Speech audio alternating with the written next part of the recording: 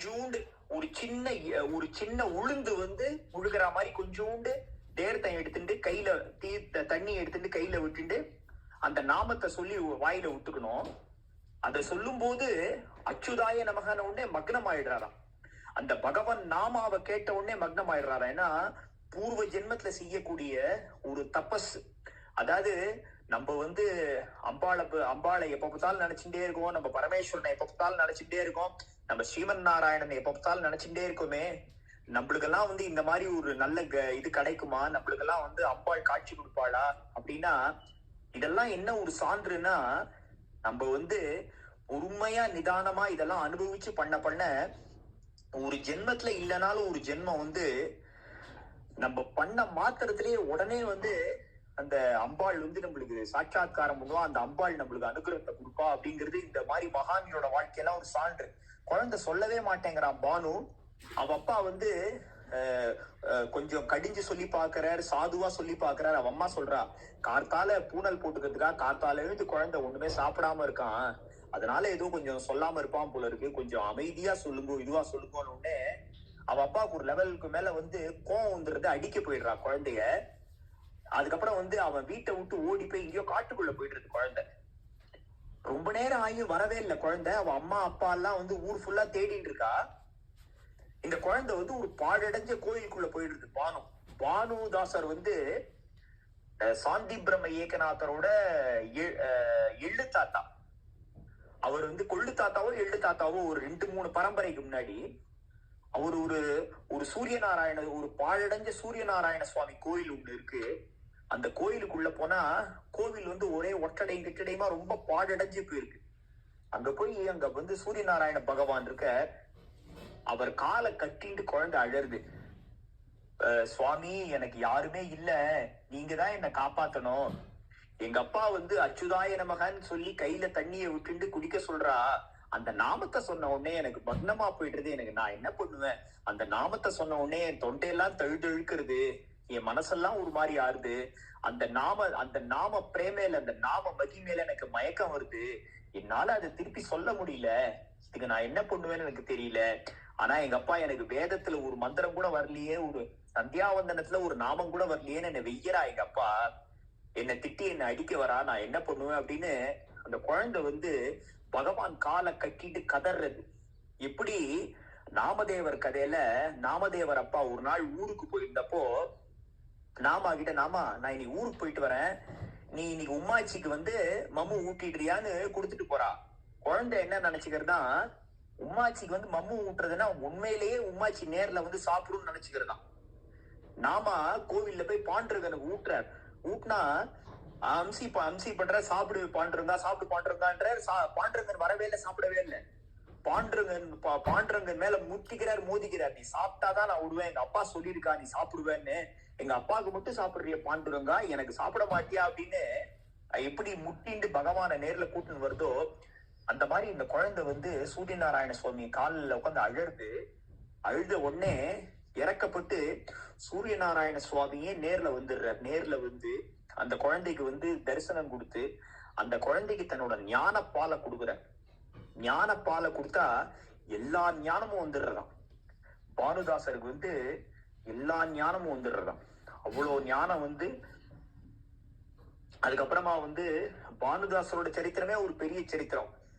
அவர் அதுக்கப்புறமா வந்து எப்படி வந்து அதாவது மற்ற நண்பர்கள்லாம் எப்படி அவருக்கு சேர்ந்து வியாபாரம் வச்சு கொடுத்தா, அந்த நண்பர்கள்லாம் எப்படி வந்து அவரை வியாபாரத்துல ஏமாத்த நினைச்சா, அவரோட குதிரையை எப்படி ஓட்டி விட்டா, அவரோட சரக்கு சாமான்லாம் வெளியூர் போகும்போது கிணத்தை எப்படி போட்டா, அவளெல்லாம் எப்படி பாண்டுரங்க வந்து அடிச்சார். அதுக்கப்புறம் வந்து எப்படி இவரோட பொருள்லாம் மீட்டு கொடுத்தார். அப்புறம் வந்து ராமராஜன்கிற ஒரு அரசன் வந்து ராஜராஜேஸ்வரிக்கு பெரிய கோவில் கட்டி அதுக்கப்புறம் எப்படி வந்து பாண்டுரங்கனை வந்து அங்க அழிச்சுட்டு போய் அங்க வச்சுட்டா, எப்படி திருப்பி பானுதாசர் வந்து பாண்டுரங்கனை மீட்டு திருப்பி கொண்டு வந்தார். எப்படி பாண்டுரங்கனே மனமு வந்து பானுதாசருக்கு வந்து, பானு உனக்கு என்ன வேணுமோ கேள்றா பானு அப்படின்னு சொன்ன உடனே, எனக்கு எப்ப பார்த்தாலும் சத் சங்கத்திலேயே இருக்கணும் பாண்டுரங்கா அப்படின்னா, டேய் இப்ப ஆல்ரெடி சத் சங்கத்துல தானடா இருக்க, வேற ஏதாவது கேள்றா அப்படின்ன உடனே, எப்ப பார்த்தாலும் உன்னோட நாமத்தை சொல்லிட்டே இருக்கணும் பாண்டுரங்கா, விட்டல விட்டல விட்டலன்னு இந்த நாம எனக்கு மறக்க கூடாது, எப்ப பார்த்தாலும் இந்த நாம என் வாயிலேயே இருக்கணும் பாண்டுரங்கா, நீ வந்து 17 லோகங்கள்ல எங்க வேணா என்ன படைச்சுக்கோ, எந்த பிறவியில வேணா எனக்கு கொடு. ஆனா உன்னை எந்த பிறவியில இருந்தாலும் எந்த நிலைமையில இருந்தாலும் உன்னை நினைச்சுட்டே இருக்கணும் பாண்டுரங்கா அப்படின்னு கேட்க கேட்க, இதெல்லாம் உன்கிட்ட இருக்குடா, நான் உனக்கு வேற ஒண்ணு உனக்கு வந்து ஆசீர்வாதம் பண்றேன் அப்படின்னு சாந்தி பிரம்ம ஏகநாதர் ஏகநாதர் வந்து அவங்க உன்னோட பரம்பரையிலேயே வந்து இதுக்கப்புறமா வந்து ரெண்டு ரெண்டு மகான்கள் வந்து பிறக்க போறா அப்படின்னு சொல்லிட்டு அவருக்கு வந்து ஆசீர்வாதம் பண்றாரு. இந்த சாந்தி பிரம்ம ஏகநாதர் கதை அவ்வளோ ஒரு ஒரு அற்புதமான ஒரு கதை. என்னன்னா, ஏகநாதருக்கு வந்து அவ அப்பா அம்மா கிட்ட வளரல. ஆக்சுவலா ஏகநாதர் என்ன பண்றாருன்னா, அவர் வந்து அவரோட தாத்தா பாட்டி கிட்ட தான் வளர்றாரு. அவ அப்பா அம்மா செத்து போயிடுறா. அவரோட தாத்தா பாட்டி கிட்ட தான் சின்ன வயசுல இருந்தே வளர்றாரு. அவ தாத்தா பாட்டி வந்து சின்ன வயசுல இருந்தே வந்து அவ தாத்தா என்ன பண்ணுவாளான்னா, வீட்டுக்குள்ளேயே வந்து வாசல்ல இருந்து வீட்டுக்குள்ள வரைக்கும் எப்படி வாரக்கறி யாத்திரை பண்றது, எப்படி பகவானை தேர்ல வச்சு அழிச்சுன்னு போறது, இந்த கதைகள்லாம் சொல்லி கொடுக்குறாராம். ஏகநாதருக்கு வந்து எல்லாம் இந்த கதைகள்லாம் வந்து சொல்லி கொடுக்குறாராம். சொல்லி கொடுத்துட்டு ஒரு குருவை வந்து நியமிக்கிறான். ஒரு குருவை நியமிச்சா அவர் வந்து ஒரு இதிகாசங்களை புராணங்களை ஒரு நல்ல குரு எப்படி வந்து ஒரு சிஷ்யனுக்கு வந்து வழிகாட்டுவார் அப்படின்னு சொல்லிட்டு அது எல்லாமே சொல்லி கொடுக்குறார். அப்ப வந்து இவர் வந்து கேக்குறார் அந்த குரு கிட்ட, இந்த மாதிரி எனக்கு நீங்களே குருவா வந்து எனக்கு உபதேசம் பண்ணுங்க, எனக்கு வந்து நான் யாருன்னு தெரிஞ்சுக்க ஆசைப்படுறேன் அப்படின்னு குழந்தை கேக்குது. இந்த ஏக்கா வந்து கேக்குறாரு, இந்த மாதிரி வந்து நான் யாருன்னு தெரிஞ்சுக்க ஆசைப்படுறேன். அவ இருந்த ஊர் வந்து பிரதிஷ்டானபுரம், இன்னைக்கு வந்து பைட்டன்னு சொல்லப்படுற அந்த பிரதிஷ்டானபுரத்துல இருக்கா. அந்த குழந்தைக்கு வந்து அவ்வளவு, அதாவது எப்பேற்பட்ட ஒரு பரம்பரையில வந்தவா இல்லையா. பானுதாசரோட சூரிய நாராயண சுவாமியோட பரிபூர்ண அனுகிரகம் பெற்ற பாண்டுரங்கனியே ராமராஜர் ராஜ்யத்திலேருந்து திருப்பி பண்டரிபுரத்துக்கு மீட்டு கொண்டு வந்த அப்பேற்பட்ட பானுதாசரோட வழியில அந்த வம்சத்துல வந்ததால குழந்தைக்கு அவ்வளவு ஞானம் இருக்கா அந்த வயசுலயே. அவர் சொல்றாரு, அப்பா நாங்க வந்து நான்லாம் என்ன மாதிரி குரு எல்லாம் பைசா வாங்கிட்டு தியரிட்டிக்கலா என்னென்ன சொல்லி கொடுக்க முடியுமோ அதான் நாங்க சொல்லித்தரோம். நாங்கள்லாம் உண்மையான அந்த குரு கிடையாது.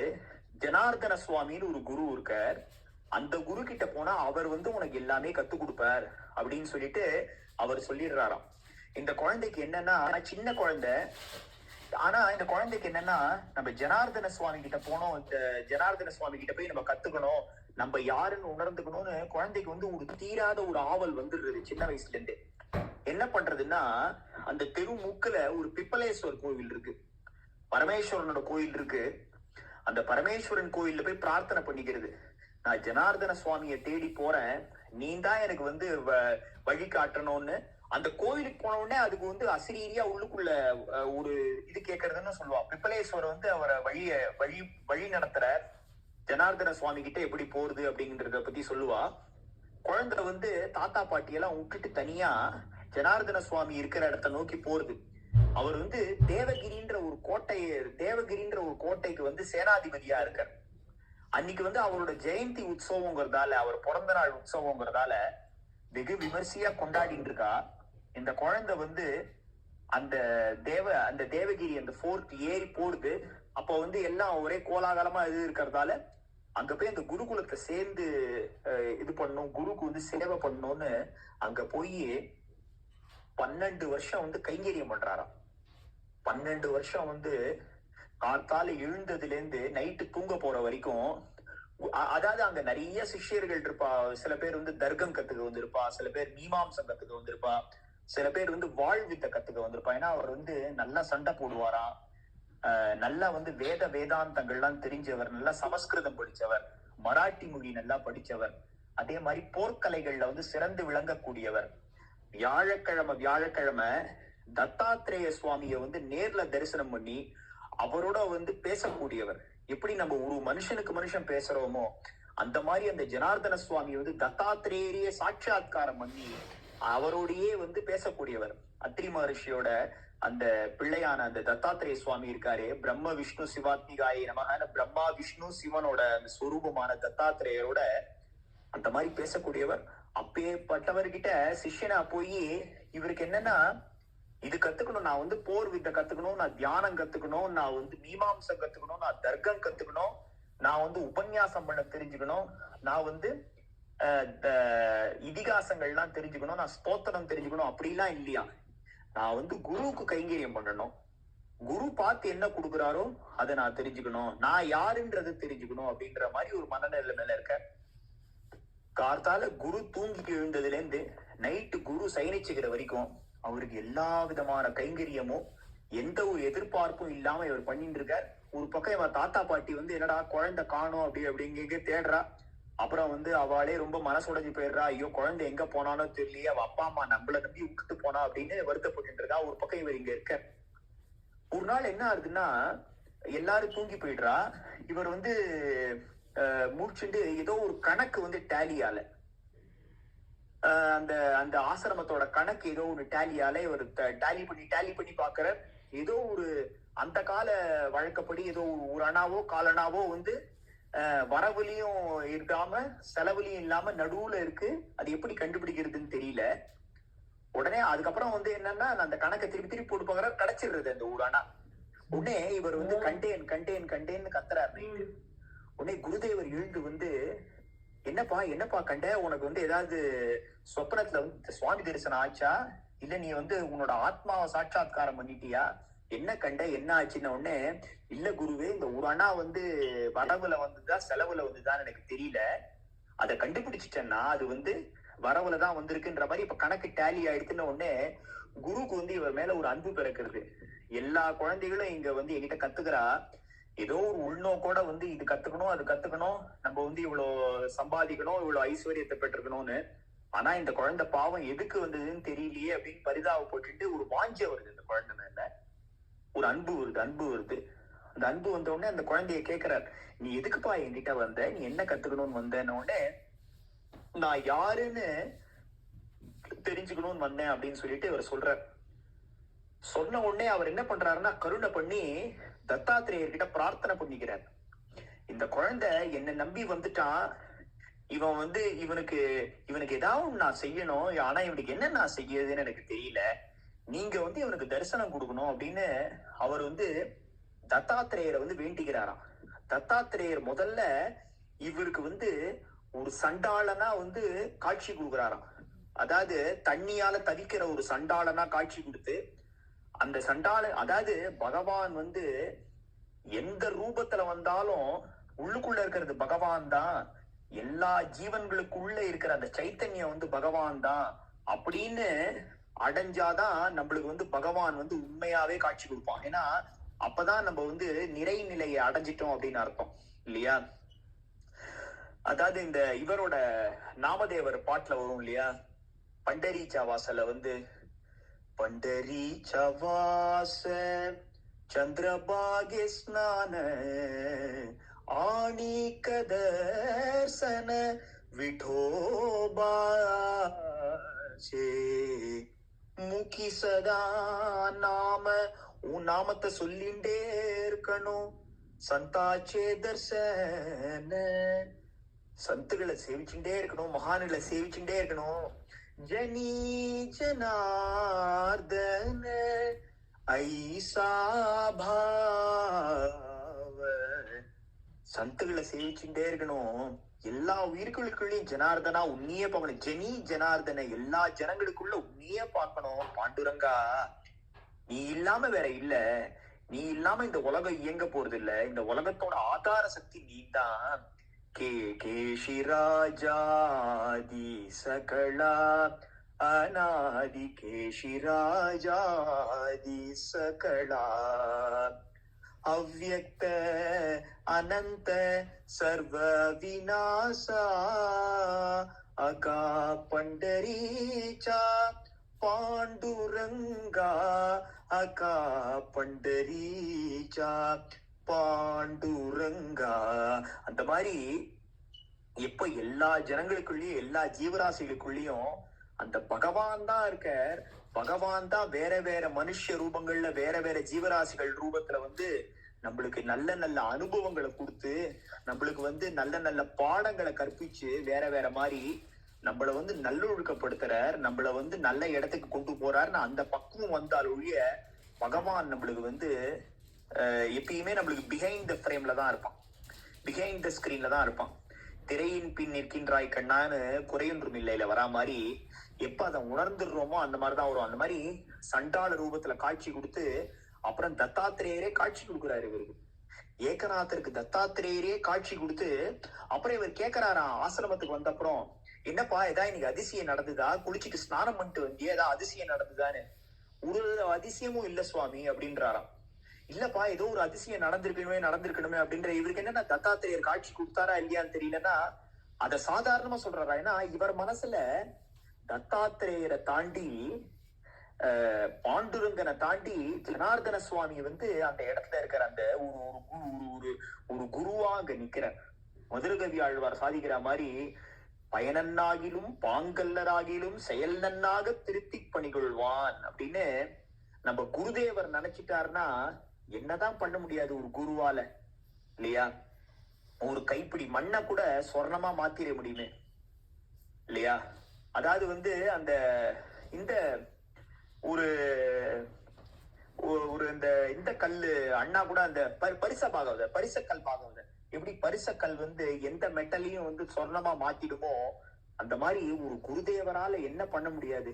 ஒரு குருதேவர் வந்து இப்ப நான் சொல்றேன், அண்ணா அனுகிரகம் பண்ணி எனக்குள்ள அண்ணா சொல்றாரு இல்லையா அந்த கதைய, ஏகநாதர்னு நான் சொல்றேன், இந்த கதையெல்லாம் எனக்கு தெரியுமா, அண்ணா வந்து எப்படி எனக்கு உள்ள இருந்து அனுகிரகம் பண்ணி நீ சொல்லுடா குழந்தை நான் பாத்துக்கிறேன், நீ வந்து வெறும வாய் அசை நான் வந்து பாத்துக்கிறேன், நீ வந்து இது மட்டும் பண்ணு, வெறும வாயை மட்டும் அசை நான் பின்னாடி வந்து சவுண்ட் நான் கொடுத்துக்கிறேன், அந்த ஞானத்தை கொடுக்குறேன்னு சொல்ற மாதிரி அந்த குருதேவரை வந்து அந்த இடத்துல வச்சிருக்காரு ஜனார்தன சுவாமியை. அந்த ஜனார்தன சுவாமிக்கு என்னவான்னா ஒரு பழக்கம் இருந்துதான். வியாழக்கிழமை அவர் வந்து மலை மேல ஏறி தனியா ஏகாந்தமா இருப்பாராம், யாரோடையும் அன்னைக்கு போர் பண்ண மாட்டாராம். அன்னைக்கு வந்து தத்தாத்திரேயர் குருவாரம், வியாழக்கிழமை குருவாரம்ங்கிறதால அவர் வந்து தத்தாத்திரேயரான தன்னோட குருவோட தான் பேசிட்டு இருப்பாராம், வேற யாருமே அதை அலோவ் பண்ண மாட்டாராம். இவர் வந்து ரொம்ப க்ளோஸான சிஷ்யன் ஆயிட்டதால இவரையும் கூட கூட்டின்னு போய் இவரை வாசல்ல நிக்க வச்சுட்டு, நீ வாசல்ல காவல்காரு, நான் வந்து உள்ள தத்தாத்திரேயரோட இருப்பேன், என்ன நடந்தாலும் சரி யாரையுமே வந்து என்னை பாக்குறதுக்கு அனுமதிக்க கூடாதுன்ற ஸ்ட்ரிக்டா கண்டிஷன் போட்டுட்டு இவர் உள்ள போயிடுறாரு. அப்பன்னு பார்த்து எதிரி நாட்டுக்கார வந்து சண்டைக்கு வந்துடுறான், மக்கள்லாம் ஓடி வரா, அவரை பார்க்கணும், இப்ப எதிரி நாட்டுக்காரன் சண்டைக்கு வரான், எங்களால ஒண்ணும் பண்ண முடியாது, அவர் இருந்தாதான் வந்து இந்த சண்டையை சமாளிக்க முடியும்னா இவர் வந்து கட்டாயமா சொல்லிடுறாரு, இல்ல இன்னைக்கு வந்து குருதேவரை பார்க்க முடியாது, குருதேவர் வந்து யாரையுமே அனுமதிக்க கூடாதுன்னு சொல்லியிருக்காரு, என்ன நடந்தாலும் சரி அவர் வந்து அவரோட குருவோட இருக்கிற நாள் இன்னைக்கு, அவர் வந்து யாரையுமே பார்க்க மாட்டார், அவர் வந்து நிஷ்டையில இருக்கார். நிஷ்டையில இருக்காருன்னா இப்ப பார்த்தாலும் அந்த பகவான் அந்த தத்தாத்திரேய சுவாமியோட நினைவுல இருக்கார்.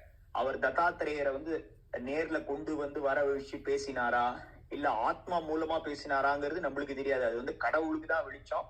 ஆனா அவர் வந்து தத்தாத்திரேயரோட இருக்காரு அப்படின்னு சொல்லிடுறார்.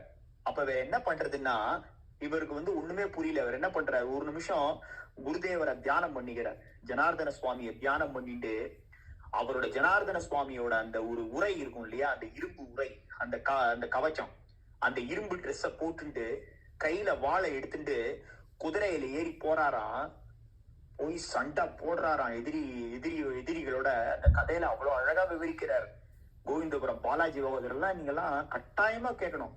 நம்ம இவர் சுமித்ர சேது வந்து அவர் இதெல்லாம் எல்லா கதையும் இதெல்லாம் கேட்டிருக்கார், அவ்வளவு அற்புதமா இருக்கும் இந்த கதையெல்லாம். அவ்வளவு அதாவது வாழை எப்படி பிடிக்கணும்னே தெரியாது, ஆனா தன்னோட குரு பேர்ல வச்சிருக்கிற அந்த ஒரு நம்பிக்கை காரணமா. அண்ணா கூட போன வாரம் சொன்னாலே அந்த மோர்காரி வந்து கொடுத்துட்டு போவா, இந்த மாதிரி வந்து வெள்ளம் வந்தது, குருதேவர் சொன்னாரேன்னு அது சின்சியரா அந்த மந்திரத்தை சொன்னதால, குருதேவரோட நாமத்தை சொன்னதால அந்த குருவாலேயே தண்ணி மேல நடக்க முடியல, ஆனா அவளால தண்ணி மேல நடக்க முடிஞ்சதுன்னு அண்ணா வந்து அந்த கதையை பகிர்ந்துட்டா நம்மளோட எல்லாம். அந்த மாதிரி இவர் வந்து தன்னோட குருவை மனசு நினைச்சுட்டு, குருதேவா எனக்கு இதெல்லாம் தெரியாது, எனக்கு தெரிஞ்சது நீங்க மட்டும்தான், நீங்க ஆசீர்வாதம் பண்ணுங்கன்னு அவ்வளவு தூரம் சண்டை போட்டு விரட்டுறார். இவளுக்கெல்லாம் ஒரே ஆச்சரியம், ஜனார்தன சுவாமி நல்லா சூப்பரா சண்டை போடுவார், ஆனா இன்னைக்கு சண்டை போட்ட மாதிரி நாங்க பார்த்ததே இல்லையே அப்படின்னு. அன்னைக்கு நாள் முடிஞ்ச உடனே எல்லாரும் வந்து பாராட்டுறா. இவர் வந்து ஒண்ணுமே தெரியாத மாதிரி சண்டையெல்லாம் போட்டு முடிச்சுட்டு மேல போய் அந்த உரையெல்லாம் அவுத்து வச்சுட்டு குதிரையை கட்டிட்டு அந்த வாழை வச்சுட்டு இவர் பாட்டுக்கு இருக்க, இவர் பாட்டுக்கு அமைதியா ஒரு ஓரமா இருக்க. அப்ப வந்து அவர் குருதேவர் கேட்கிறாரு, இது வரைக்கும் நீ சண்டை போட்டிருக்கியாடா, எப்படிடா இவ்வளவு தூரம் நீ வந்து சண்டை எப்படிடா இவ்வளவு தூரம் நீ சண்டை போட்ட அப்படின்னு சொல்லிட்டு அவர்கிட்ட வந்து கேக்குறாரு. அப்போ வந்து எல்லாம் உங்களோட ஆசீர்வாதம் குருநாதா அப்படின்னு சொல்லிட்டு இவர் பாட்டுக்கு சைலண்டா இருக்காராம். அதுக்கப்புறம் என்ன பண்றாரான்னா, குருதேவர் இவரை கூட்டின்னு போய் ஒரு மலை மேல உட்கார வச்சுட்டு, நீ வந்து பாண்டுரங்கனை நினைச்சு நீ தியானம் பண்ணு, அந்த பாண்டுரங்கனை நீ தரிசனம் பண்ண அப்புறமா நீ வா அப்படின்னு சொல்லிட்டு அவர் அங்க உட்கார வச்சுட்டு போயிடுறாராம். உடனே என்ன ஆகுதுன்னா, இவர் வந்து அங்க உட்காந்து இது பண்ணிட்டு இருக்காரு.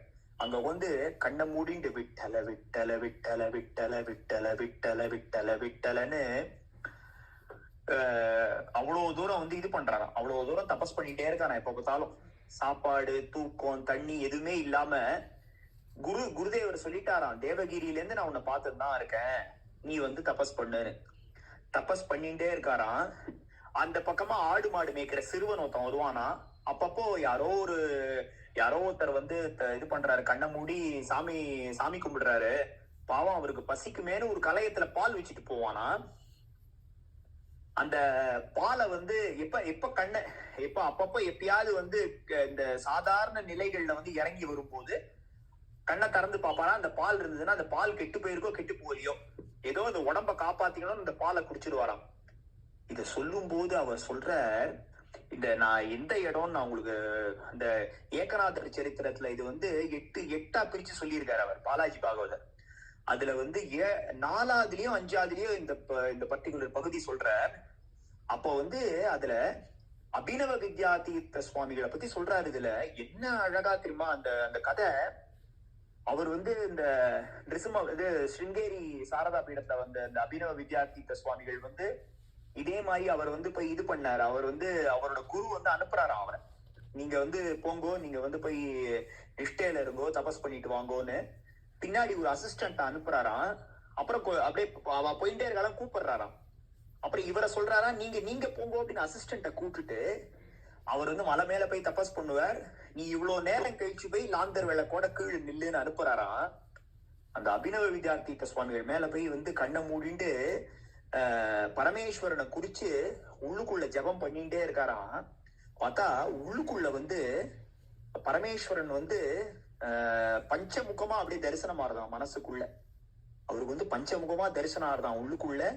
அது அப்படியே அந்த ஆனந்த லயத்துல வந்து அப்படியே தபஸ் பண்ணிட்டே இருக்காராம். பரமேஸ்வரனை குறிச்சு அந்த பஞ்சாட்சரத்தை சொல்லி அந்த காயத்ரியை சொல்லி பண்ணிட்டே இருக்காராம். கண்ணை தர அப்படின்னு உபதேசம் உள்ளேந்து வந்து உத்தரவார்தான். கண்ணை திறந்தா வானத்துக்கும் பூமிக்குமா பரமேஸ்வரன் அப்படியே வந்து சாட்சாத்காரம் பண்றாராம். அவருக்கு அப்படியே சாட்சாத்காரம் பண்ணி அவருக்கு அனுகிரகம் பண்ணி இதே மாதிரி ஜபிச்சுட்டே இரு அப்படின்னு சொல்லிட்டு அவ்வளவு அனுகிரகம் பண்றாராம். அதுக்கப்புறம் வந்து அதெல்லாம் முடிச்ச அப்புறமா நைட்டு வந்து ரொம்ப இருட்டி போயிட்டான். பார்த்தா உடம்புல தொட்டு பார்த்தா ஜில்லுன்னு இருக்கான். அப்படியே என்னன்னா, இவரை வந்து ஒரு பாம்பு அழகா சுத்தின்னு இருக்கான். இவர் உடம்பு ஃபுல்லா ஒரு பாம்பு வந்து அழகா உடம்பு ஃபுல்லா சுத்தின்னு இருக்கான். அப்புறம் வந்து அது இறங்கி போயிட்டான். அப்புறம் அவர் பின்னாடி சொல்றாராம், இந்த மாதிரி வழவழன்னு இருந்தது உடம்புல, என்னமோ பார்த்தா கண்ணை திறந்தா பாம்பு, அதோட ஸ்பரிசத்தை நான் ரசிச்சேன், என் ஸ்பரிசத்தை அது ரசிச்சுன்னு சொல்றாராம். அப்புறம் குருதேவர்கிட்ட அப்புறம் கீழே இறங்கி வந்த பிற்பாடு அடுத்த நாள் பூஜை எல்லாம் முடிஞ்ச உடனே போய் சொல்லும் போது, பரமேஸ்வரனோட தரிசனம் ஆச்சா, நாகாபரன்னா இருந்தே போல் இருக்கே அப்படின்னு வந்து அவர் கேட்கிறாரு. எவ்வளவு அனுகிரகம் பண்றா பகவான் இந்த இடத்த வந்து. அவர் நான் வந்து அவ்வளவு அழகா நான் சொல்லல. அவர் வந்து பாலாஜி பாகவதர் அவ்வளவு அழகா சொல்ற. இதெல்லாம் நம்மளுக்கு வந்து ஒரு பொக்கிஷங்கள் இதெல்லாம். அதான் நான் எப்பயுமே சொல்றது இதுதான். இந்த உடம்பு நம்மளுக்கு கிடைச்சிருக்கு, இந்த செவிகள் கிடைச்சிருக்கு, இந்த அற்புதமான விஷயங்கள் நம்மளுக்கு தெரிஞ்சிருக்கு, இந்த அற்புதமான விஷயங்களை காட்டக்கூடிய அண்ணா மாதிரி ஒரு மகான் வந்து நம்மளுக்கு கிடைச்சிருக்கு. அதனால இத வந்து நம்ம யோசிக்காம ஒரு கடைக்கு போறோம், ஏதோ ஒரு ஆஃபர் போட்டிருக்கான், நல்ல விலை மதிப்புள்ள ஷர்ட், நல்ல பிராண்டட் ஷர்ட், 2000 ரூபாய் 3000 ரூபாய் விற்கக்கூடிய ஷர்ட் வந்து ஒரு 300 ரூபாய் 400 ரூபாய் விற்கிறது. அதுல வந்து எந்த ஒரு சேதாரமும் இல்ல, நல்ல குவாலிட்டி அப்படின்னா எப்படி நம்ம வந்து இங்கிலீஷ்ல சொல்லுவாள்ல, giving it a second thought அப்படின்னு. ஒரு செகண்ட் தாட் இல்லாம எப்படி அந்த ஐட்டத்தை நம்ம பர்ச்சேஸ் பண்ணுவோமோ, அந்த பொருளை பர்ச்சேஸ் பண்ணுவோமோ, அந்த மாதிரி நம்மளுக்கு வந்து தர்மம் க்ஷீணிச்சுட்டு இருக்கிற இந்த காலத்துல இதெல்லாம் நம்மளுக்கு வந்து இவ்வளவு அழகா நம்ம கையில வந்து கிடைச்சிருக்கு, இவ்வளவு அழகா இதெல்லாம் பத்தி நம்மளுக்கு தெரியுது. மகான்கள் வந்து காமிச்சிருக்கா. நாங்கெல்லாம் சாதாரணமான குலத்துலதான்ப்பா பிறந்தோம். நாங்க வந்து கோவிலுக்குள்ள நாங்க சில பேர் எங்க மகான்கள்லயே சில பேர் வந்து கோவிலுக்குள்ள போக முடியக்கூடிய தகுதி இல்லாதவாளா கூட பிறந்தோம். ஆனா இந்த பகவன் நாமா எங்களுக்கு கிடைச்சது. அந்த பகவன் நாமாவை நாங்க விடாம சொன்னோம். நாங்க வந்து நான் பகவன் நாமா சொல்றேன்னு எங்கேயும் சொல்லிக்கல. ஆனா எங்களுக்குள்ள நாங்க வந்து அந்த பகவானை வந்து ஆராதனை பண்ணோம். கோவிலுக்குள்ள உடலைன்னா கூட பரவாயில்ல, எங்க மனச கோவிலா மாத்திண்டு அதை சுத்தமா வச்சுண்டு நல்ல எண்ணங்களை வச்சுட்டு எப்ப பார்த்தாலும் எல்லாருக்கும் தாசியமா இருந்துட்டு பணிவோட இருந்துட்டு நாங்க பகவன் நாமா நிறைய சொன்னோம். அதோட விளைவா எங்களுக்கு பகவானே கிடைச்சிட்டான். இத நாங்க வந்து கர்வத்துல சொல்லல. இத பார்த்து உங்களுக்கு ஏதாவது பிரயோஜனப்படும்படியா இருந்தா நீங்க எடுத்துக்கோங்கன்னு நம்மளுக்கு அவள்லாம் பிராக்டிக்கலா வாழ்ந்து காமிச்சிட்டு போயிருக்கா. அவ வந்து புஸ்தகம் எழுதல, ஆனா அவளோட வாழ்க்கையே இந்த மாதிரி ஒரு புஸ்தகமா எழுதுற அளவுக்கு மாத்தி கொண்டு போயிருக்கா. அதனால இதெல்லாம் நம்ம வந்து அப்படியே உபயோகப்படுத்திக்கணும். இந்த மாதிரி இப்போ இந்த ஏகநாதர் கதையில என்ன ஆகுதுன்னா, இவரு ஒரு பாம்பு சுத்தின்னு இருக்கு, அதுக்கப்புறம் அது தொடர்ந்து பாக்குறாரு, அப்புறம் திருப்பி தியானத்துல ஆடுறார். திருப்பி இதே மாதிரி எப்படி அபினவ வித்யார்த்தி சுவாமிகளுக்கு உள்ளேந்து குரல் வந்ததோ அந்த மாதிரி விட்டல தரிசனம் கிடைக்கிறதா அவருக்கு. ஏகநாதருக்கு வந்து அந்த விட்டல் வந்து தரிசனம் கொடுக்குறான். விட்டல் தரிசனம் கொடுத்து நீ இதே மாதிரி வந்து உன்னோட கொள்ளு தாத்தா மாதிரியே நீ வந்து இதே மாதிரி நல்லா பக்தி பண்ணிடுவா அப்படின்னு சொல்லி, அதுக்கப்புறம் ஏகநாதர் கதையில அதுக்கப்புறம் அவர் வந்து எப்படி அவர் குருவோட வந்து தீர்த்த யாத்திரை எல்லாம் வந்து போனார் குருவோட. அதுக்கப்புறம் வந்து சத்துஸ்லோகி பாகவதம்ங்கிறது பகவான் வந்து பாகவதத்தை வந்து 4 லைன்ல சொல்றார். மொத்த பாகவதத்தை வந்து வெறும் 4 லைன்ல சொன்னத சத்துஸ்லோகி பாகவதத்தை நீ வந்து உபன்யாசம் பண்ணு காசிக்கு போகும்போது அவரோட ஜனார்தன சுவாமி கேட்டுட்டதால அத வந்து அவர் வந்து தன்னோட குருவ மனசுல நினைச்சுட்டு அந்த சத்துஸ்லோகி பாகவதத்தை வந்து எல்லாருக்கும் வந்து சொல்றார். அப்புறம் பல அதிசயங்கள் நடக்கிறது. பாண்டுரங்கன் வந்து ஒரு கழுதையா வந்து ஒரு பாலைவன வழியா போகும்போது தண்ணி கேட்டு தவிக்கிறது கழுதைக்கு தண்ணி கொடுக்குறாரு. பார்த்தா வந்து பாண்டுரங்கனே வந்து சோதிக்கிறான். அதே மாதிரி வந்து இவ வீட்டு சிரார்த்தத்துக்கு வந்து யாரோ சிரார்த்த சாப்பாடை வந்து யாருமே சாப்பிடக்கூடாது. யாரோ வெளி மனுஷா ஆசைப்பட்டுட்டாலேன்னு அவளுக்கு இந்த சாப்பாடை போட்டதால யாருமே வரமாட்டேங்கிறா. பார்த்தா அந்த இவளோட பித்ருக்குள்ளே வந்து சாப்பிடுறாளா அந்த சாப்பாடு. அதெல்லாமோட முக்கியம், கண்டியா கிருஷ்ணா பாண்டுரங்கனே 12 வருஷம் வந்து இவருக்கு வந்து கைங்கரியம் பண்றான். இவர் தூங்கி எழுந்ததுல இருந்து கோதாவரியிலேருந்து தண்ணி பிடிச்சு கொடுக்கறது சரி, துளசி மாடத்துல இருந்து துளசியை பறிச்சு வந்து கொடுக்கறது, அப்புறம் இவருக்கு பூஜைக்கு பக்கத்திலேயே வந்து பாண்டுரங்கன் வந்து வாங்கி பாடுறானா, கோவிந்த போலோ கோபால போலோ ராதா ரமண ஹரி கோபால போலோனா பின்னாடி பாண்டுரங்கன் வாங்கி பாடுவானோ. இப்ப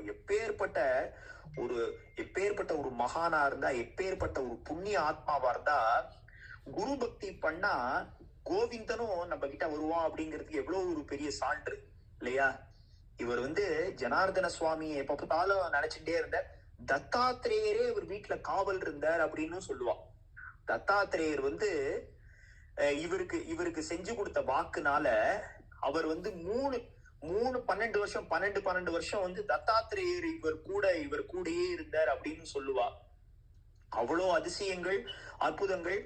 இவர் வந்து பரமேஸ்வரன் பேர்ல அபங்கம் ஒண்ணு பாடி, அந்த அபங்கம் எல்லாரும் என்ன சொல்றா, யார் யாராலெல்லாம் வந்து ருத்ரம் சொல்ல முடியலையோ, சமகம் சொல்ல முடியலையோ, இவர் வந்து பரமேஸ்வரன் பேர்ல பாடின இந்த அபங்கத்தை சொன்னா போறோம், நீங்க வந்து ருத்ரம் சொன்னதுக்கான பலன் வந்துடுறது. ஏன்னா ருத்ரத்துல இருக்கிற சாராம்சத்தை இவர் சொன்ன உடனே கல் நந்தி வந்து புல் சாப்பிடுறதாம். அதாவது நந்தி கோவில்ல கல்லா இருக்கு, அந்த கல் நந்தி வந்து புல் சாப்பிடுறதாம். எப்படி பிரதிஷ்டானபுரத்துல வந்து சுத்தி பத்திரம் வாங்க போன இடத்துல ஞானேஸ்வரர் வந்து அங்க வந்து வாதம் பண்றாரு. அதாவது இவாள்லாம் பகவானோட ஊரு தொடையிலேருந்து வந்தான்னு சொல்றேன், இவாள்லாம் திருமுகத்திலேருந்து வந்தான்னு சொல்றேன், இவாள்லாம் தோல்லேருந்து வந்தான்னு சொல்றேன், இவாள்லாம் பாதத்திலேருந்து வந்தான்னு சொல்றேன், எல்லாம் கரெக்ட் தான், நான் இல்லைன்னு சொல்ல வரல.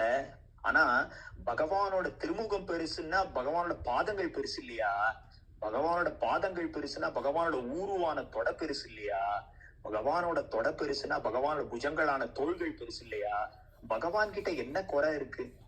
குறையொன்றும் இல்லாத கோவிந்தன் தானே அந்த பகவான். பகவானோட மொத்த ஸ்வரூபமே சுத்த சத்துவமான பவித்திர ஸ்வரூபம் தானே. அப்ப அதுல இருந்து வந்தவா எல்லாரையும் நீங்க எப்படி இவா நல்லவா, இவா வசத்தியானவா, இவா வசதி இல்லவா, வசதி இல்லாதவான்னு பிரிக்க முடியும்னு எரும மாட்ட வேதம் சொல்ல வைக்கிறார் ஞானேஸ்வரர். ஞானேஸ்வரர் ஒரு எரும மாட்ட வேதம் சொல்ல வைக்கிறார். ஒருத்தர் செத்து போயிடுறார். செத்து போனவருக்கு நாமத்தை சொல்லி, பாண்டுரங்க நாமத்தை, ராமகிருஷ்ண ஹரி நாமத்தை காதுல சொல்லி ஞானேஸ்வரி எழுத வைக்கிறார் அவர். அந்த மாதிரி அற்புதங்கள் பண்ண அந்த ஞானேஸ்வரர் இந்த எரும மாட்ட வேதம் சொல்ல வச்சிருக்கான அந்த ரொம்ப மேன்மை வாய்ந்த ஊரான பிரதிஷ்டானபுரம் பைட்டன். அந்த பைட்டன்ல இவர் கல்நந்திய புல்லு சாப்பிட வைக்கிறார். அதாவது அவரோட ஏக்கநாதரோட சரித்திரத்துல அவரோட ஷெட்யூல் பார்த்தேன்னா, கார்த்தால 4 மணிக்கு எழுந்து கோதாவரி ஸ்நானம் பண்ணிட்டு பூஜைகள்லாம் பண்ணிட்டு அப்புறம் அவரோட டெய்லி டியூட்டிஸ் எல்லாம் பெர்ஃபார்ம் பண்ணிட்டு அதுக்கப்புறமா திருப்பி கொஞ்சோண்டு பிரசாதம் எடுத்துட்டு அப்புறம் திருப்பி மத்தியானத்துக்கு மேல பாகவதம், ராமாயணம், மகாபாரதம், ஞானேஸ்வரி இதெல்லாம் மக்களுக்கு உபதேசம் பண்ணிட்டு நடுராத்திரி வரைக்கும் திருப்பி பகவானை நினைச்சுட்டே இருந்து எப்ப பார்த்தாலும் சத்சங்கம் பண்ணிட்டு இந்த மாதிரியே தான் இருந்திருக்காரு அவர் ஃபுல்லா. தூக்கமே ஏதோ கொஞ்ச நேரம் கண்ணா சொந்தா பரவாயில்ல அப்படின்னு. அதுவும் எவ்வளவு கருணை. யாரோ தூர தேசத்துல இருந்து வந்தவா அசதி காரணமா இவர் எங்க படுத்துப்பாரோ அங்க போய் படுத்து தூங்கி போயிடுறா. இவரோட அசிஸ்டன்ட் உத்தவர்னு இவருக்கு ஒரு அசிஸ்டன்ட். அவர் பாக்குறாரு, ஐயோ சுவாமி படுக்கிற இடத்துல தூங்கிட்டாளேன்னு அவளை அடிச்சு துரத்த வர்றார். அப்ப இவர், ஐயோ பாவம் உத்தவா, அவளை ஒன்னும் பண்ணாத, ரொம்ப கலப்புல வந்திருக்கா, தெரியாம தூங்கிட்டா, அவ தூங்கட்டும் அப்படின்னு அவ மறுநாள் எழுந்த உடனே உத்தவா அவளுக்கு தேவையான கோதுமை, அரிசி, கோதுமை, பருப்பு, சர்க்கரை, என்னென்ன வேணுமோ கொடு, வஸ்திரங்கள்லாம் ரொம்ப நஞ்சு போயிருக்கு அதெல்லாம் கொடுன்னு அவ்வளோ கருணை. அவ்வளோ கருணை இருக்கிறதுனால தானே, அவ்வளோ பக்தி இருக்கிறதுனால தானே அந்த பகவான் கூடியே இருக்கான் இல்லையா?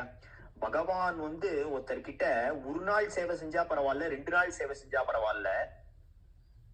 கண்டியா கிருஷ்ணனா 12 வருஷமா ஒருத்தர் ஓடியே இருக்கணும்னு நம்ம எல்லாருமே, நான் பகவானோடையே இருக்கணும், நான் ராஜராஜேஸ்வரியோடயே இருக்கணும், நான் அர்கலாவோடயே இருக்கணும், நான் காளிமாவோடயே இருக்கணும், நான் மகா பெரிவாளோடயே இருக்கணும், அவருக்கு கைங்கரியம் பண்ணணும், எல்லாமே பண்ணணும்னு நம்ம நினைப்போம்.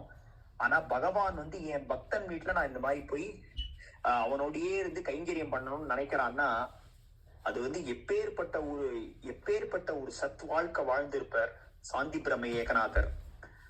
அவ்வளோ ஒரு அற்புதமான ஒரு ஒரு சரித்திரம். அந்த மாதிரி சத்துஸ்லோகி பாகவதம் பண்ற, அதே மாதிரி நிறைய அதிசயங்கள், அற்புதங்கள் அவ்வளவு தூரம் பண்ணிருக்காரு. இதெல்லாம் அவ நான் இவ்வளவு அதிசயங்கள் பண்றேன், இவ்வளவு மேஜிக் பண்றேன்னு அவ பண்ணல. அவ கிட்ட இருக்கிற அந்த சாநித்தியம், அந்த விட்டல சாநித்தியம் அது நிகழ்த்துறது, மக்களுக்கு காட்டுறது. இந்த மாதிரி பகவன் நாமாவை நம்ம சொல்லிட்டே இருந்தோம்னா நம்ம கிட்டயும் இந்த மாதிரி பகவான் விளையாடுவான், நம்ம கிட்டயும் எல்லாமே பண்ணுவான் அப்படின்னு. அதே மாதிரி அவர் கதையில எப்படி அவரோட புள்ள ஹரி நீங்க மத்தவா வீட்டுக்கெல்லாம் போய் சாப்பிடக்கூடாதுன்னு சொன்னா கூட அவர் புள்ள ஹரி பண்ற பஜனையிலயும் இருக்கார். ஆனா அதே ஏகநாதர் அவர் வீட்லயும் போய் இன்னொருத்தர் வீட்லயும் போய் சாப்பிடுவார். அந்த கதையெல்லாம் வரும். எப்படி அந்த சிரார்த்த கதை சொன்னா அதை பார்த்தோம். அதே மாதிரி கடைசி காலம் வரைக்கும் அவர் ரூப ஜனார்தன நாம ஜனார்தன அப்படின்னு, எப்படி கபீர்தாசர் அவரோட அந்த ஒரு ஹிந்தி போயம் ஒண்ணு வரும். அதாவது பகவானும் வரார், உன் குருவும் வரார் அப்படின்னா, யாரை நீ முதல்ல சேவிப்பேன்னா நான் குருவை தான் சேவிப்பேன், ஏன்னா அந்த குரு தான் எனக்கு பகவானை காமிச்சு கொடுத்தாரு அப்படின்னு சொல்லிட்டு கபீர்தாசரோட ஒரு இதுல வரும், அபங்கத்துல. அந்த மாதிரி ஏகநாதர் கடைசி வரைக்கும் அவரோட குரு மேலதான் அவருக்கு ஒரு பற்று, ஒரு அபிமானம், ஒரு பக்தி இருந்தது. அவர் பக்கத்துல இருக்கிற கடைக்கார பகவன் நாமாவே சொல்ல மாட்டான்னு அவ்வளவு தூரம் பொறுமையா, அவனுக்கு பொறுமைசாலி. அவ்வளவு தூரம் ஒரு ஆளை வச்சு இவர் மேல எச்சல் துப்பிண்டே இருக்க சொல்றா. எவ்வளவு தூரம் எச்சல் துப்பினாலும் திருப்பி கோதாவரியில போய் ஸ்நானம் பண்ணிட்டு கடைசியில அந்த ஆளே காலில் விழுந்து மன்னிப்பு கேட்கிறான். அவர்கிட்ட சொல்றாராம், பாவம் உங்க வாய் வலிச்சிருக்கும், நீங்க ஏன் சிரமப்படுறேன், நீங்க என்னோட குரு, ஏன்னா வந்து நான் ஒரு தடவை தான் கோதாவரி ஸ்நானம் பண்ணுவேன், ஆனா நீங்க இவ்வளவு தூரம் எச்சல் துப்பி என்ன பவித்திர அடைய செஞ்சுட்டேன் இன்னைக்கு அப்படின்னு சொல்றாராம்.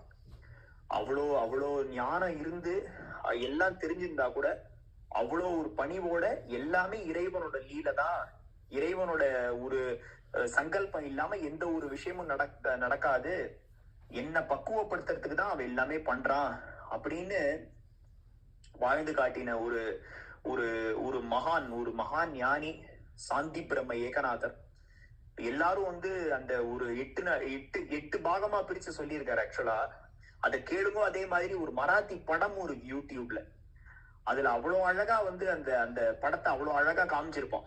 அவர் வந்து எப்படி மக்களுக்குள்ள வந்து பேதம் பார்க்காம எல்லாரையும் ஒரே மாதிரி பார்த்துட்டு எல்லாரையும் வந்து பாண்டுரங்கனா பாவிச்சுட்டு எப்படி வந்து அவரோட வாழ்க்கையை வந்து அவர் நடத்தினார் அப்படின்னு. ரொம்ப ரொம்ப அற்புதமான கதை. இந்த மகான்கள் கதையெல்லாம் என்னன்னா, எளியதான வழி இருக்குப்பா, இந்த வழியில போனா நீங்க எல்லாமே தெய்வத்துக்கிட்ட போயிடலாம், பகவன் நாமாவை விட்டா வேற எதுவும் இல்ல.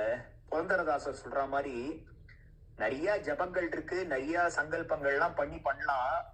நான் உங்களை பண்ண வேணாம்னு சொல்லல, யாகங்கள் பண்ணுங்க, முடிஞ்சா பண்ணுங்க. ஆனா சுலபமா ராமநாமம் நம்ம கையில இருக்கே, இதை விட என்ன இருக்கு இல்லையா? இந்த ஒரு ராமநாமத்தை வச்சு நம்ம வந்து இந்த சம்சாரத்தை தாண்டிடலாங்கும் போது நம்ம மத்த இதுக்கெல்லாம் எதுக்கு போகணும் அப்படின்னு அவர் சொல்ற மாதிரி, ராமநாமமோ விட்டல நாமமோ முருகநாமமோ சிவநாமமோ அம்பாள் நாமமோ இதெல்லாம் நம்ம கையிலேயே இருக்கு. நம்மளுக்கு இன்னைக்கு தெரிஞ்சிருக்குது. மகான்கள்லாம் வாழ்ந்தும் காமிச்சிட்டு போயிருக்கா. அவளோட வாழ்க்கையே வந்து ஒரு சான்று.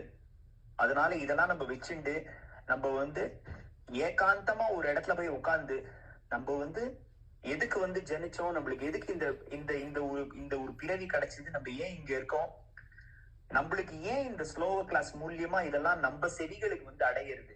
அப்ப நம்ம இதை வச்சு என்ன பண்ணணும், இத யார் சொல்றான்னு நீங்க பாக்காது.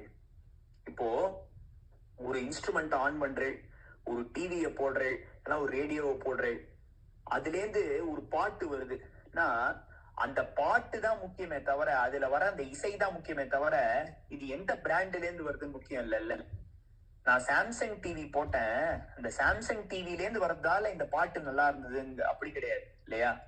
அந்த ராகம் அந்த இசை நல்லா இருந்தது, அதனால அது வந்து நல்லா இருந்தது, அந்த டிவி வழியா நம்ம பாக்குறோம். அந்த மாதிரி இதெல்லாம் யார் சொல்றாங்கிறது முக்கியம் கிடையாது, ஆனா இதுக்குள்ள இருக்கிற உட்கருத்துகள் தான் முக்கியம். அத வந்து நீங்க பாருங்க. எப்ப நேரம் கிடைக்கிறதோ அப்பெல்லாம் வந்து நிறைய பகவன் நாமாவை வந்து நீங்க சொல்லுங்க. அதே மாதிரி அந்த பகவன் நாமாவை பத்தி நினைச்சு கொஞ்சம் கொஞ்சமா நம்மளுக்கு ரொம்ப பிடிச்ச பதார்த்தமா ஒரு நம்ம இலையில எல்லாமே போடுறா. ஒரு கல்யாணத்துக்கு போறோம், டிஃபன்ல வந்து எல்லாமே போடுறா. நம்மளுக்கு வந்து கேரட் அல்வா ரொம்ப பிடிக்கும்னா நம்ம என்ன பண்ணுவோம், அந்த கேரட் அல்வாவை மட்டும் வச்சுட்டு கொஞ்சம் கொஞ்சமா சாப்பிட்டுட்டே இருப்போம், மத்த எல்லாத்தையும் காலி பண்ணிடுவோம். அதை ரொம்ப கொஞ்சம் கொஞ்சமா சுவைச்சு சாப்பிடுற மாதிரி இந்த பகவன் நாமாவை வந்து எல்லாரும் சுவைச்சு சாப்பிடுங்க. நம்ம வந்து நான் இவ்வளவு பகவன் நாமா சொல்லிட்டேன், இவ்வளவு தூரம் வந்து நான் பகவானை சேவிச்சுட்டேன், இவ்வளவு தூரம் எல்லாம் பண்ணிட்டேன், எனக்கு எப்ப கிடைக்கும், எப்ப பகவத் சாட்சாத்காரம் கிடைக்கும் அப்படின்னு சொல்லிட்டு அதை நம்ம வந்து நினைக்க வேணாம். அந்த பலனை வந்து பகவான் கிட்ட விட்டுருவோம். அது அவன் எப்ப நினைக்கிறானோ அப்ப வந்து அவன் கொடுப்பான். ரெண்டாவது, அவன் எப்ப கொடுக்கறானோ அதான் சரியான சமயம். பகவானுக்கு வந்து தெரியும், பகவான் வந்து தப்பே பண்ண மாட்டான். அவன் என்ன பண்ணாலும் பிட்ச் பர்ஃபெக்டா அது வந்து கரெக்டா இருக்கும். அதனால வந்து இந்த சாந்தி பிரம்ம ஏகநாதரோட அந்த யூடியூப் லிங்கே நான் திருப்பி ஒரு தடவை போடுறேன் நம்மளோட கிளாஸ் குரூப்ல. நீங்க வந்து எல்லாரும் கேளுங்கோ. அதுவும் அந்த 4வது 5வதுல வந்து எப்படி அபினவ வித்யா தீர்த்த சுவாமிகளுக்கு வந்து பரமேஸ்வரனே சாட்சாத்காரம் பண்ணார், காட்சி கொடுத்தார் அப்படின்னு இந்த கலிகாலத்துல இப்போ ஒரு 100 வருஷம் முன்னாடி நடந்தது. இப்போ ராமகிருஷ்ண பரமஹம்சருக்கு எப்ப காட்சி கிடைச்சது, அம்பாள் காட்சி கிடைச்சது. இப்போ எல்லா அம்பாள் காட்சி மட்டும் இல்லையே, அவர் ராமர்ல இருந்து சீதா தேவியில இருந்து ஆஞ்சநேயர்ல இருந்து எல்லாரையும் பார்த்திருக்காரு, இயேசுவை பார்த்திருக்காரு, அல்லாவை பார்த்திருக்காரு.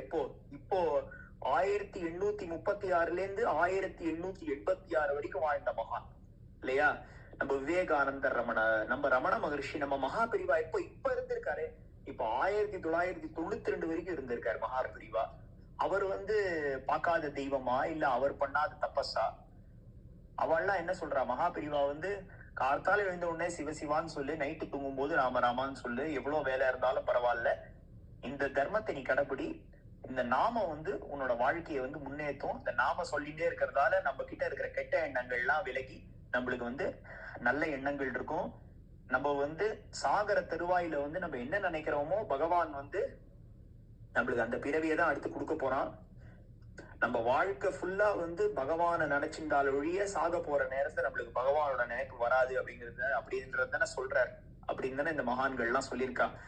அதனால எப்படி தோத்தாபுரி பரமஹம்சர் ராமகிருஷ்ண பரமஹம்சர் தோத்தாபுரி மகாராஜ் கிட்ட நீங்க இந்த கமெண்ட்ல வச்சிருக்கீங்களே, இல்ல நீங்க வந்து தியானம் பண்ணி நீங்க வந்து அந்த நிர்விகல்ப சமாதி நிலையை எப்பயோ அடைஞ்சிட்டே, ஏன் திருப்பி திருப்பி நீங்க தியானம் பண்றீங்கன்னா அவர் சொல்றார், கண்ணா இந்த கமண்டலத்தை பாத்தியாமா, இதுல வந்து பள்ளிக்கு பிடிச்சிருக்கு. இது வந்து டெய்லி தேய்ச்சால் ஒழிய வந்து இந்த இது போகாது. 2 நாள் தேய்ச்சா அதுக்கப்புறம் திருப்பி வந்து இந்த கழிவு ஏறிடும். அந்த மாதிரி வந்து நம்ம டெய்லி ஆத்மாவும் அந்த மாதிரிதான். நம்ம வந்து இந்த பூலோக வாசனைகள்லாம் நம்மள வந்து தாக்காத இருக்கும்படியா நம்ம எப்ப பார்த்தாலும் பகவன் நாமா நினைச்சுட்டே இருக்கணும், பகவன் நாமா சொல்லிட்டே இருக்கணும்னு அவர் வந்து சொல்ற மாதிரி நம்ம வந்து அப்பப்போ வந்து இந்த அஜ்ஞானம்ன்ற தூக்கம் வந்து நம்மள கொண்டு போயிடும். அந்த தூக்கம் நம்மள கொண்டு போகாதபடிக்கு நான் வந்து இந்த பூலோகத்துல இருக்கேன், என்னென்னமோ நடக்குது, என்னென்னமோ சொல்றா, என்னை சுத்தி என்ன பண்றா, யார் பண்றா, ஏது பண்றான்லாம் எனக்கு தெரியாது பாண்டுரங்கா, நீ மட்டும்தான் இருக்க, உன்னோட நாமத்தை சொல்றேன், நீ வந்து யோகக்ஷேமம் மகாமியகம்னு என்னோட யோகக்ஷேமத்தை நீ பாத்துக்கோ. நான் வந்து அனன்யா சிந்தையந்தோ மாம் ஏஜனா பரிபாசதே தேஷா மித்யாபியுக்தானாம் யோகக்ஷேமம் மகாமியகம்னு உன்னை நினைச்சுட்டே இருக்கேன். எந்த ஒரு காரியம் செஞ்சாலும் இது உனக்காக தான் பாண்டுரங்கா நான் செய்யறேன்னு நான் நினைக்கிறேன். நீ வந்து என்னோட லோக காரியங்களை நீ பாத்துக்கோ, நீ என்னை எங்க வைக்கணுமோ நீ அங்க வெய்யே அப்படின்னு நம்ம வந்து பிரார்த்தனை பண்ணிப்போம். ஜெய் ஸ்ரீராம்னா.